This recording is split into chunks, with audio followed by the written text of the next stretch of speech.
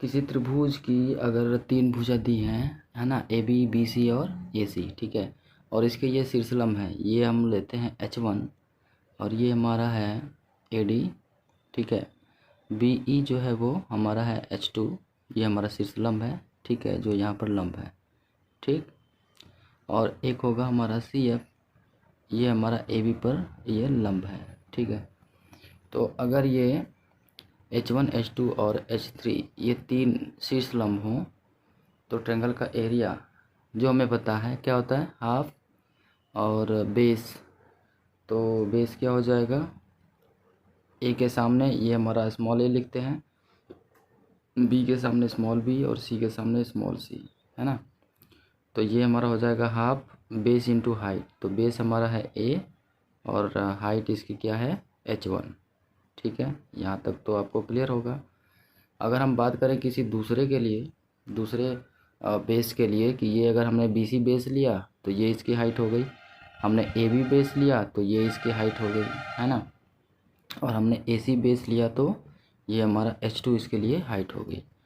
तो यहाँ पर हम ये भी तो लिख सकते हैं ना, हाफ B इंटू H2, ये हमारा बेस और ये हमारा उसके लिए हाइट।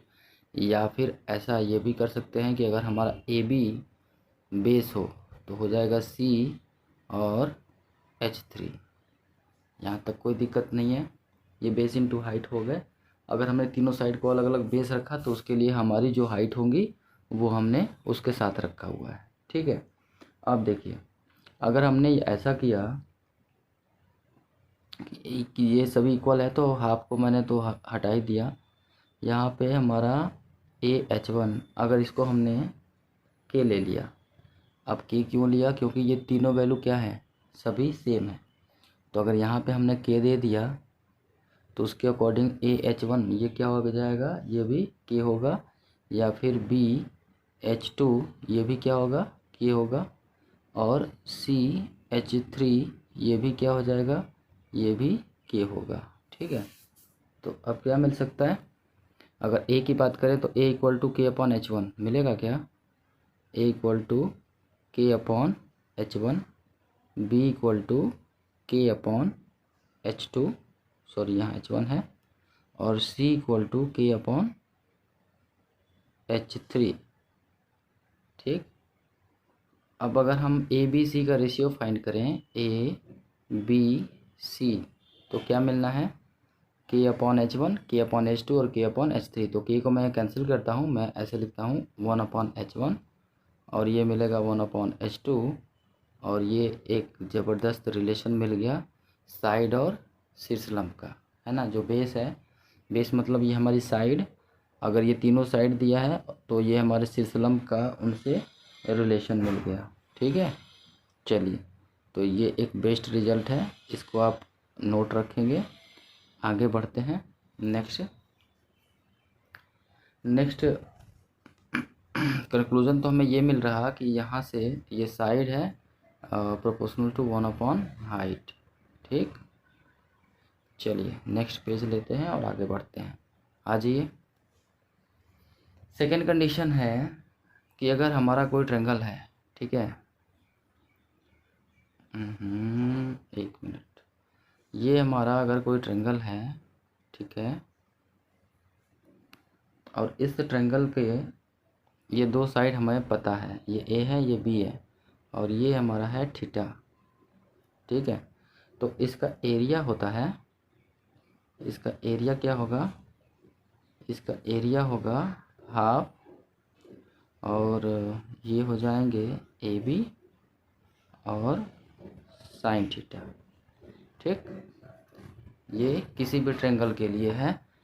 जनरली हमें पता होता है कि हाफ बेस इंटू हाइट, लेकिन अगर वो चीज़ें नहीं मिल रही ट्रायंगल में तो हम क्या कर सकते हैं, हाफ AB इंटू, मतलब दो अगर साइड दिए हों और उनके बीच का एंगल दिया हो तो उससे भी हम एरिया फाइंड कर सकते हैं, ठीक है।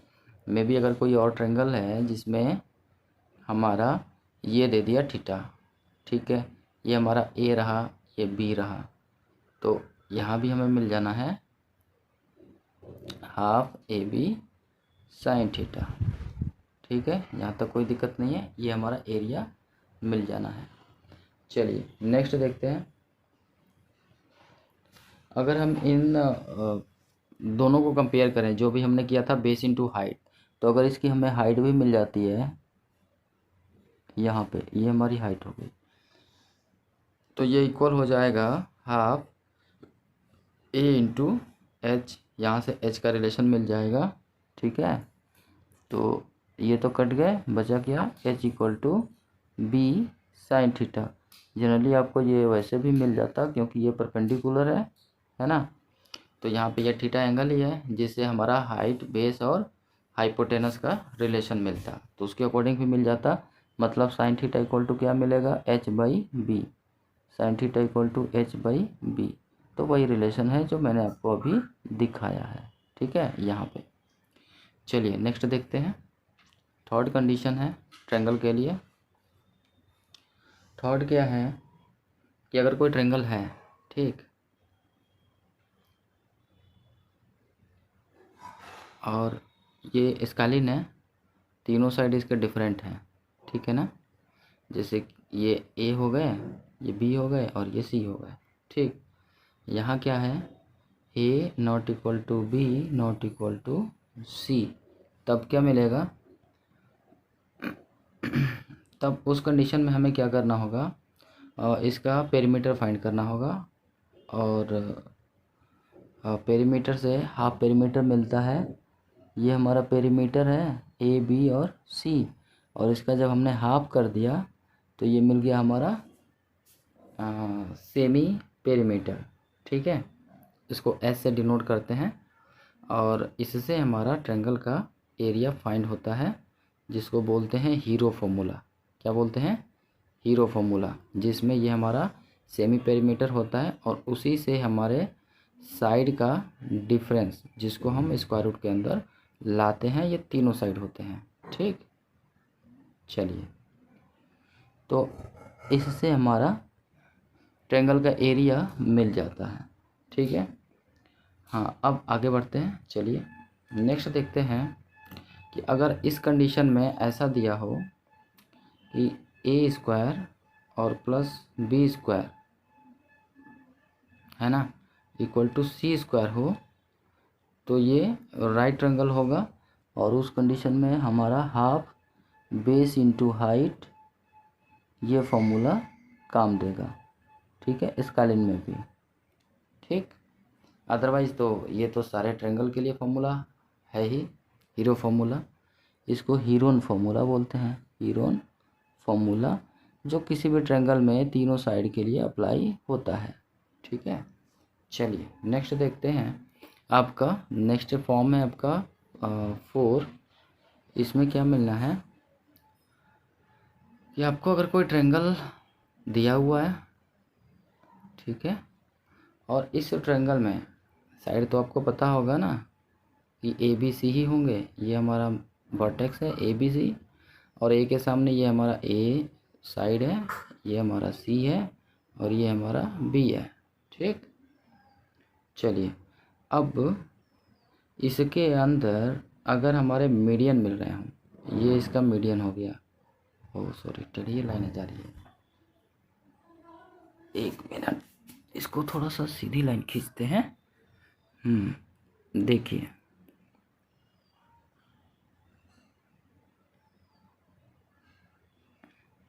ये सभी मीडियन है ना, जो इसको इक्वली डिवाइड कर रहा है, ठीक। ये भी ले लेते हैं, ये देखिए, ठीक है।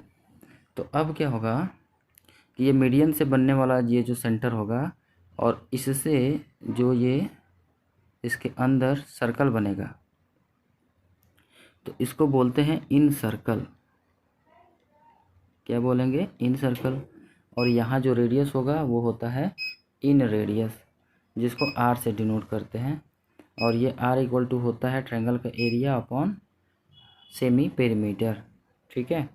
ये आर जो होता है इसको बोलते हैं इन रेडियस, और इसको हिंदी में बोलेंगे अंतः त्रिज्या, ठीक है। और ये होता है इन सर्कल का मतलब अंतः ब्रीथ, ठीक है। चलिए, तो ये R इक्वल टू क्या मिलता है हमें, ट्रेंगल का एरिया अपॉन सेमी पेरीमीटर, और ये R हमारी यही होगी, ये जो साइड है जो यहाँ पर आकर ये टच कर रही है ना, ये जो टच कर रही है, ये जो टच कर रही है, ये क्या होगी, R होगी, ठीक। अब अगर हम इसको फाइंड करना है तो ये भी मैं दिखाता हूँ कैसे फाइंड होता है। तो एरिया ऑफ ABC अगर हमें फाइंड करना हो, एरिया ऑफ ट्रायंगल ABC, तो हम अलग अलग इसका एरिया फाइंड कर लेते हैं, ठीक है। अगर ये हमने O डाला, ठीक है, जो सेंटर है O से डिनोट किया, तो ये एक ट्रायंगल बनेगा OAB, OBC दूसरा ट्रायंगल, OAC ये तीसरा ट्रायंगल। तो तीनों ट्रायंगल के एरिया मैं अलग अलग लिख लेता हूँ, area of OAB plus area of OBC plus area of OAC, ठीक है, OAC ये C है। चलिए, ये तीनों का एरिया हमें फाइंड करना है, उसके लिए ये हमारा हो जाएगा शीर्षलंब, जो कि R है, रेडियस है। तो इससे एरिया मिलना है हाफ OAB में, ये हमारा C है, ये A है, ये B है। तो AB के लिए हो जाएगा हमारा क्या, बेस C, और R हो जाएगा शीर्षलंब। यहाँ हो जाएगा BC के लिए A और R शीर्षलंब। यहाँ हो जाएगा AC के लिए B और R हमारा शीर्षलंब, ठीक है। अब क्या होगा, यही तो हमारा तीनों को मिलाकर ट्रायंगल का एरिया होगा। ये मैं ट्रायंगल ऐसे लिख लेता हूँ, ठीक है, ये ट्रायंगल मैं बना देता हूँ ट्रायंगल। यहाँ पे 1/2 और R कॉमन है, ठीक है, 1/2 और R कॉमन है, बचा क्या, A plus B plus C, ठीक है, कोई दिक्कत नहीं है। अब आप देखिए, R तो इधर ही रखिए, ये A plus B plus C और इसके साथ में मल्टीप्लाई है जी, ये 1/2 रखते हैं और इधर हमारा ट्रायंगल है, ठीक है। तो इसी पूरे को तो हम लोग बोलते हैं कि ये ऐसा है, और इसको अगर हम इधर भेजें ट्रायंगल के एरिया के साथ, तो ये बनेगा delta upon S equal to R। यही हमारा फॉर्मूला है जो अभी मिला है, ठीक है। चलिए, यहाँ तक ठीक है।